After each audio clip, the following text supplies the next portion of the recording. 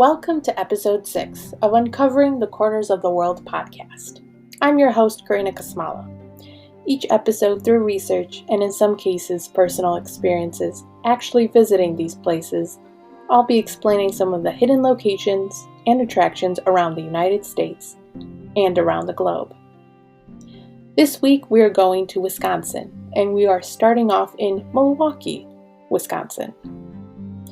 The creators behind the two-wheeled motorized bikes, the Harley-Davidson motorcycles, that is, were William S. Harley and Arthur Davidson.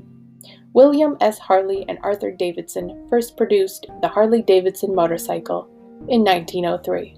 And over time, the appearance of these motorcycles changed to what we see on the streets today. Yet to truly understand the history of the Harley-Davidson motorcycle, I recommend visiting the Harley-Davidson Museum at 400 West Canal Street, Milwaukee, Wisconsin. Inside the museum, there are sectioned-off exhibits showing various series and variations of design for the Harley-Davidson motorcycles. Some hardly resemble a motorcycle, since it only appears to look like a bicycle with regular, not too thick tires, a seat that rests leveled or at the same level as the handlebars, and the handlebars are longer and pulled further back rather than curved under like on some bicycles. Tucked under what would be the crossbar and the frame is the motor connected to stationary pedals, unlike on a bicycle. At least, this was the design for the 1906 Model 2 motorcycle, known as the atmospheric valve single, which was designed for durability and performance, according to the Harley-Davidson Museum. It also had a loop-style frame and larger flywheels than the previous ones. There is also the 1920 Sport Model opposed twin that was advertised towards women, and the RR250 Road Racer parallel twin from 1972 that was raced in the Grand Prix motorcycle racing circuit in Europe. This motorcycle was designed to fit the European standards of racing and weighs less than 230 pounds. It's a motorcycle that has a windshield in the front too. Other motorcycles designs include the Harley-Davidson Survey car, which could be best described as a motorcycle with a trunk, with one wheel in the front and two wheels in the back, with a box between the two wheels. These motorcycles were used for delivery services, while at one point the U.S. Mail used a motorcycle design that had a motorcycle attached with a bar to another wheel in the back, but far enough to fit a box labeled U.S. Mail. And the box was the length of the motorcycle. If the motorcycle didn't have the trunk box attached, it could also have the passenger sidecar attached. All of these motorcycles are behind a bar, so no one can really touch them. However, if you go further into the museum, there is a section that allows visitors to sit and touch 8 or so motorcycles. And yes, this is my favorite part of the exhibit. Although you can't really ride them, you can still experience sitting on different styles of motorcycles and take some pretty cool pictures.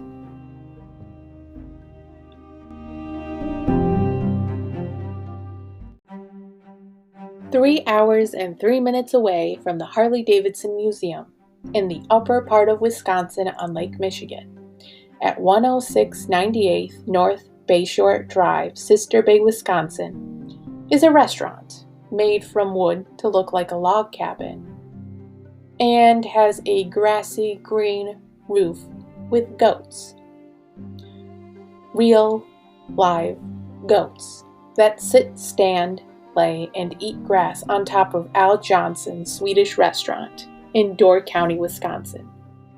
The restaurant was founded by Al Johnson with his wife Ingert in 1960, as stated by the Al Johnson Swedish Restaurant and Boutique website, with the intention to resemble the Scandinavian heritage and design. The idea of incorporating goats started in 1973, as mentioned by Atlas Obscura, where the Johnson family wanted to update the appearance of the restaurant to look like a log cabin and have a sod roof on top with materials that came from Norway. Apparently, as stated by the Al Johnson's website, it started with a friend of the owner, Wink Larson, who would bring animals for Al's birthday, and that included bringing him a goat named Oscar. These hard-working goats are said to be from Scandinavia and work 9 to 5 from May until October, where they spend the rest of their year in a barn. There is a goat cam that can be accessed on their website to see the goats. Earlier this year, the restaurant even launched a YouTube channel dedicated to the goats on the roof, titled Your Weekly Dose of Goat. As for the food, some of the meals are Swedish and Norwegian, like Swedish meatballs and Swedish pancakes that can be served with lingonberries or cowberries. And these lingonberries kind of look like cranberries, as well as served with butter and syrup.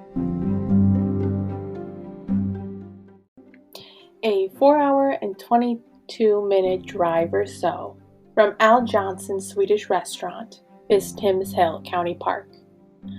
Although this is not the only observation tower that exists in Wisconsin, it is considered the tallest natural point in Wisconsin and is confirmed by the U.S. Geological Survey, USGS, at W3206 CO Road, RR, Ogema, Wisconsin, is Timms Hill.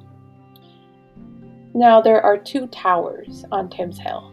One tower holds communication equipment and is made of steel, while the other one is a wooden tower with several stairs and is 1,951 feet above the surrounding area, as said by the Only in Your State website, and it gives you a 360-degree view above the trees in Wisconsin. It's also said that you could see Rib Mountain on top of this tower. Thanks for listening this week. Tune in next week as we continue the adventure in Wisconsin.